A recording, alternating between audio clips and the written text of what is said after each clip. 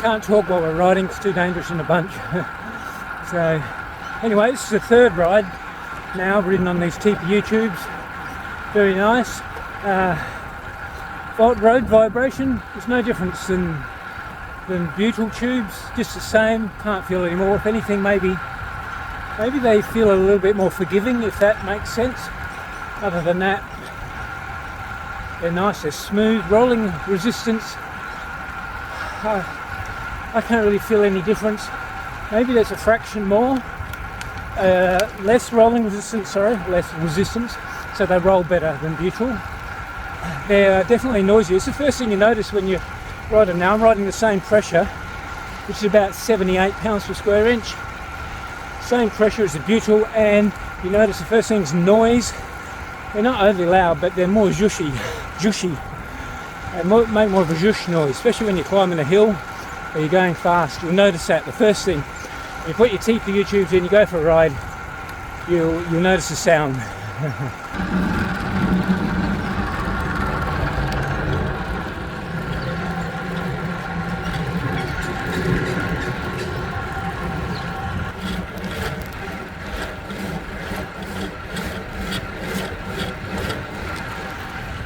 Should try a rougher surface. This is a smooth surface, and maybe even a few more stone clicks, like flicking off a stone from your tyre. A little bit more of that, maybe a little bit sharper by sound. Haven't had any punctures yet, no problems, and I haven't had to pump the tyres up. They're exactly the same, so that's good too. Mind you, it takes a fair while for butyls to lose a bit of pressure. Usually about 2 weeks, 2.5 weeks. You can give them a bit more air. What else? Feels like you're riding with no tubes. Right, there's just a tyre on there with air in it. Not like tubeless. Tubeless is a little bit more dead. This is an ordinary bike tube as we know them. It's made of butyl, and this is a TPU tube. It's made of thermoplastic urethane. It's a lot smaller, isn't it? In fact, both these tubes fit the same size tyre, 700 by 28C. Its small size is only one advantage of the TPU tube. In fact, in this video, I'm going to show you why it's about time we all went to TPU tubes.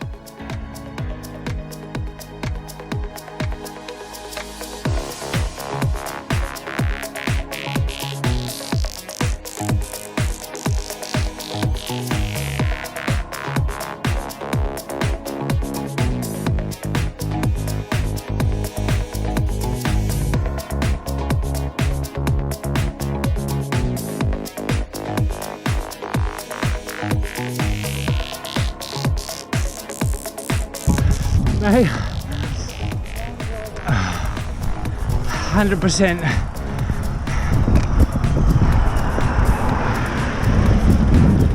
Everything's burning, lungs, legs.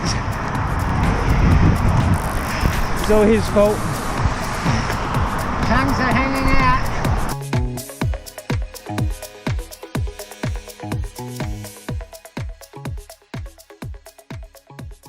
So what exactly is TPU as far as materials are concerned?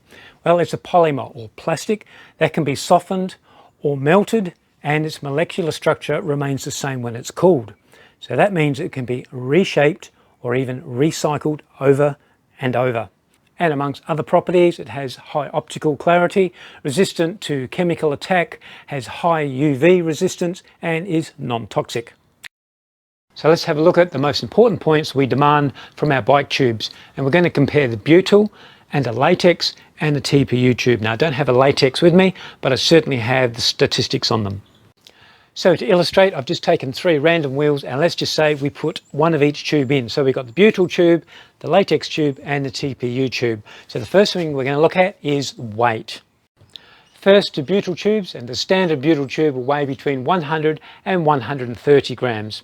Now there are ultralight butyl tubes such as Continental, Schwalbe and Bontrager, and they range anywhere between 50 to 65 grams. Over to the latex. Now Vredestein or Vredestein, you can get them at 50 grams, and Vittoria, common weight for latex, is around about 80 grams. Over to our TPU tube, standard TPU tube 34 grams, and yes, ultralight TPU tubes down to 23 grams. And it's not just the weight, look at the size difference. Here we go front on like that, look about the same, but then you turn them side on and the TPU tubes size wise are way smaller than the standard butyl. In fact, you could probably fit 1, 2, 3, at least 3 of these in the same size package as you do with one butyl tube. So space saving in your back pocket or in your tool bag on your bike as well with the TPU tubes over the butyl. Here's a normal size butyl tube. You can see it takes up almost all of the tool bag. TPU tube, it's lost in that bag space. Now I mentioned an ultralight version of the TPU tube. This is the standard one, 34 grams. It has a steel valve stem. The ultralight version, same tube, it has a plastic stem. So you save yourself around about 10, 11 grams using the ultralight with the plastic stem. Next up, rolling resistance. Now I don't have the facilities here to test rolling resistance, but someone else did. Of course, there's always someone with stats. And the winner is latex. Latex has the lowest rolling resistance, hence why they use a lot of latex tubes in the glue-ons on the track racing. Secondly is TPU. Not far behind the latex is the TPU tubes, and then significantly further up is the butyl tubes. Puncture resistance. Now, of course, the last thing you want to have to do is end your bike race or have to catch a taxi or walk home because you forgot to take a spare tube with you when you went for your ride. Now, I haven't spent a lot of time on the road with the TPU tubes as yet, but quite a few people have, and this is based on their results. So we're looking at pinch flats, snake bites, sharps, and cuts. Now, the winner is TPU tubes. They come out as best puncture resistance. Secondly, and not far behind, was butyl tubes, but then significantly lower down the list was latex. They're the worst for getting punctures. Air retention, and it was a battle between the TPU tube and the butyl tube. Very, very close, taking around about 1 week to go down. But nevertheless, the TPU tube only just won out above the butyl. The worst one was the latex. Every time you go for a ride, you have to pump the thing up. Repairability. Now, for a lot of us, it's a good money saver because you can just whack a patch on the hole in the tube and put it back on your bike and off your ride. Now, the winner for repairability happens to be butyl. Not only is it easier and the patches stick really well, the patches last a long time. Next is TPU. Now, TPU patches tend to be a bit fussier. They like to have a really clean surface to stick to. So use isopropyl alcohol or something like that to clean the tube around the hole, and then the patch sticks a lot better. Not the best for repairing on the roadside, but better done when you're at home. The worst one was latex. Latex patches don't work very well at all. You're better off actually replacing the latex tube itself. Now, there is one caveat to repairability. Well, I'd call it a caveat because remember how small the TPU tube is compared to that? You can pack in 3 of these tubes at least in the size of the butyl tube. So who of us doesn't take a spare tube with us anyway, just in case, oh, we don't want to patch it, we just whack in a new tube and we'll repair the other one when we get home, if we repair it.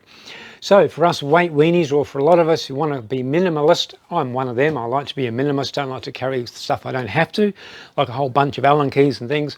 Having a TPU tube as a spare, you will not even know you've got it with you.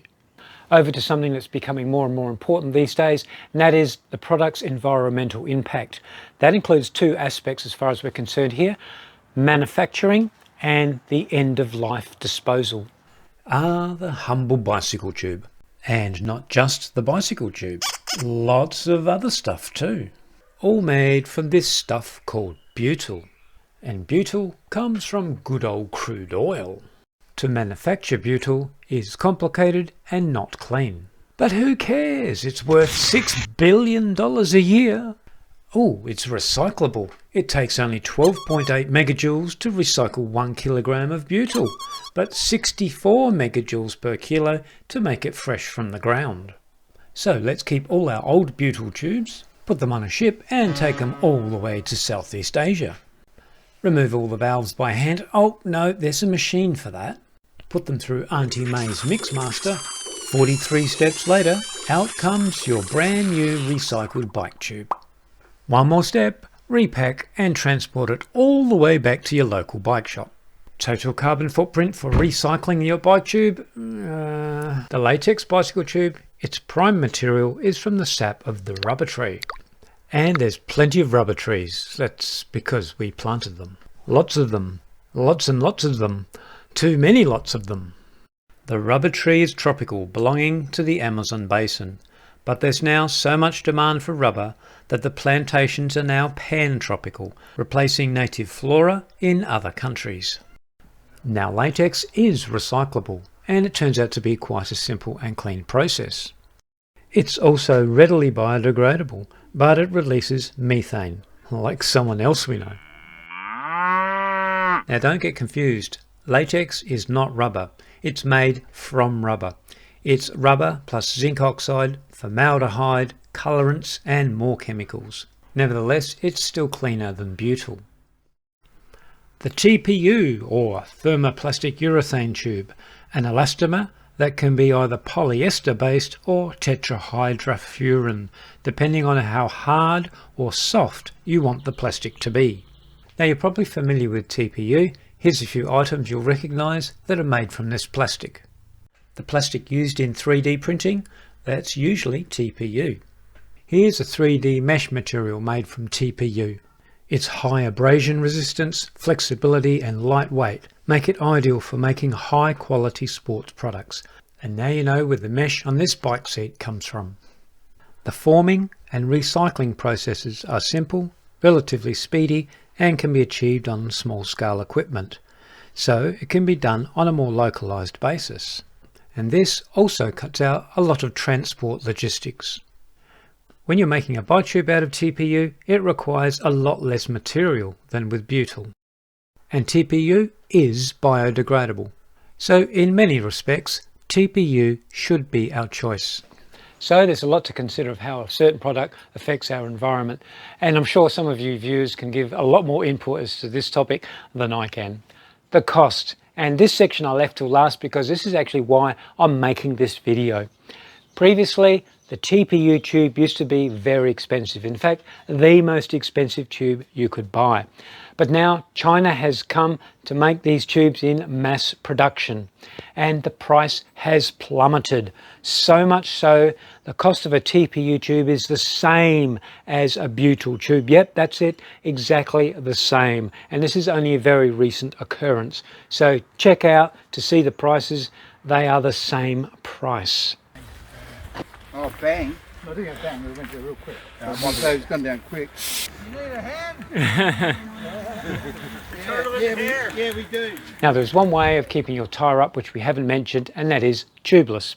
First of all, if you're getting punctures more than the guys around you on a regular basis, first of all check your tyre wear, that it's not gone down to the canvas or getting too thin.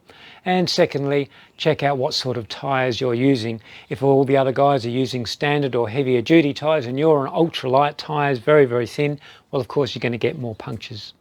Now with tubeless, I'm sure there's a lot of riders out there, like some of our riders here, they've gone off of tubeless and gone back to using tubes. Why? First of all, it's too messy and difficult to set up. Secondly, it's about the same weight or even heavier than using a tube anyhow. The tyre used, the tubeless tyre, has a layer inside the casing which makes it airtight, and that makes the tyre a little bit heavier. And then you're adding the sealant on top of that, so it ends up not being lighter.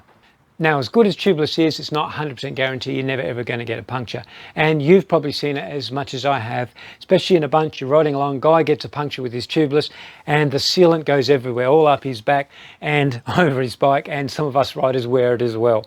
And you know what? He's going to have to put a spare tube in anyhow. So why not take one of these little things with you? Now consider this, how much would you have to spend to take off 200 grams off of your bike? Quite a bit of money. How about replacing your butyl tubes with TPU tubes to save weight? Well, your butyl tube's 100 grams, the TPU tube's 30. So that's 70 grams each tube. Front wheel, 70 grams, rear wheel, 70 grams, and how about a spare one you take with you? Another 70. 3 times 70 grams, 210 grams. And how much did it cost you? $11 each tube at the moment, around about $33 to save yourself 200 grams. Let's have a look at this TPU tube, undo it, and what's holding it together? This is a piece of TPU itself. Just a piece of plastic, and it's really stretchy, but it's strong at the same time. It goes back to its original shape. So here's the tube. This was the steel valve one. Undo it. Undo that.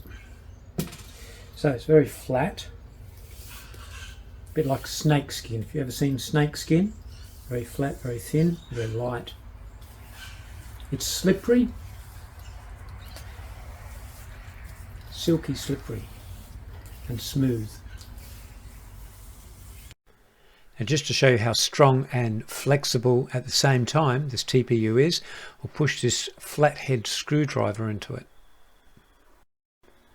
Release, and it goes back to its original shape and pretty much no damage.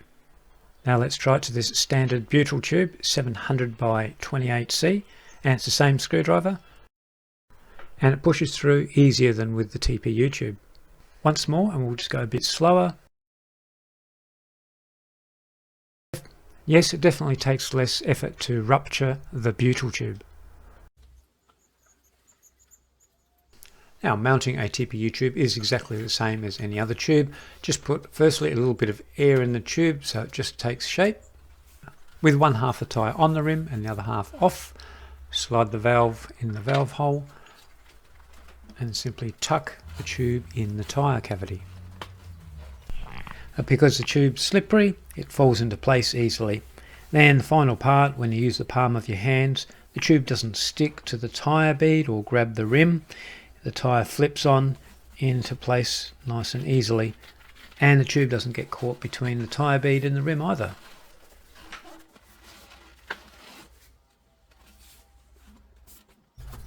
First thing you notice once your tyre's up is it rings when you flick it. No, you haven't got overly too much air in, it's just that the tube is so thin it almost sounds like there's no tube in there at all. So here I've mounted the TPU tubes onto the wheels that I'm going to test ride them with, and they certainly make the wheels bouncy.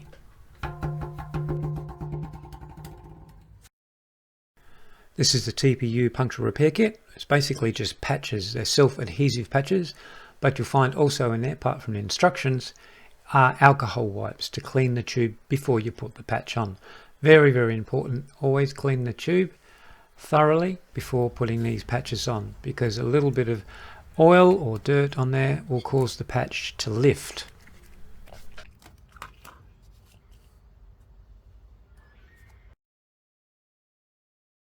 Once you've found the hole in the tube, open up the alcohol wipe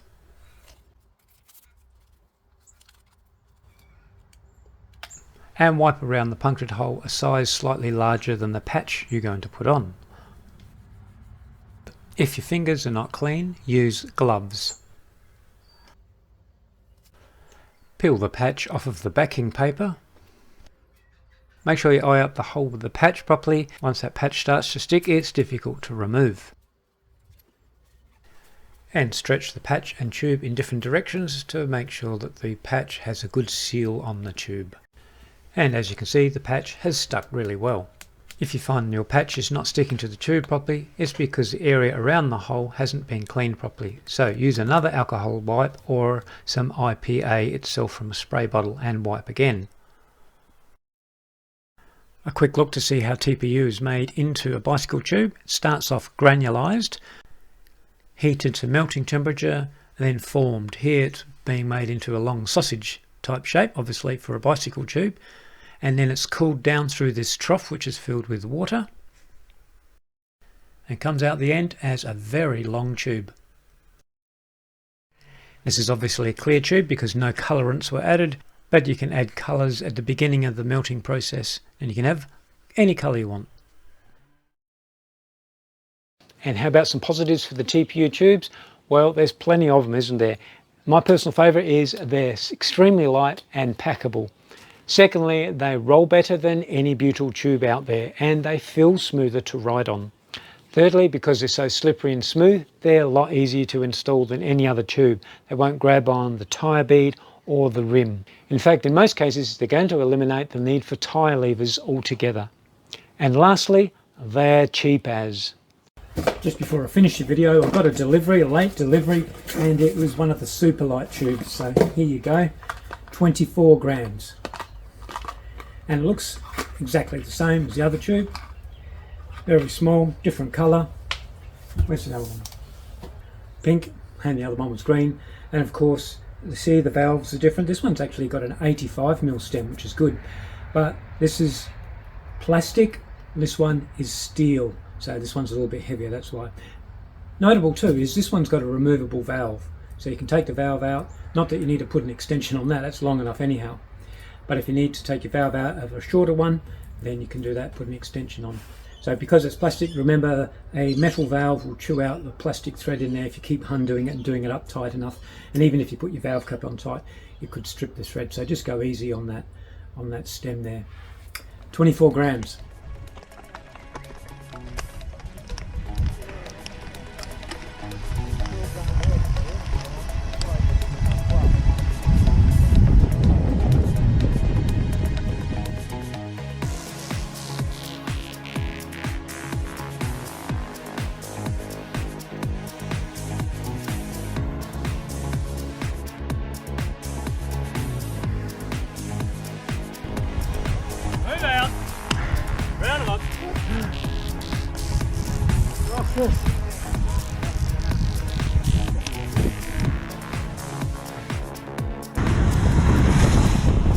Pouring with rain. Have the others come past yet? Probably doing what we're doing. So I'm hiding behind a tree. They're hiding behind a sign. We're munching our cakes and gingerbread. No, a ginger donut, man. Not my head! Ah!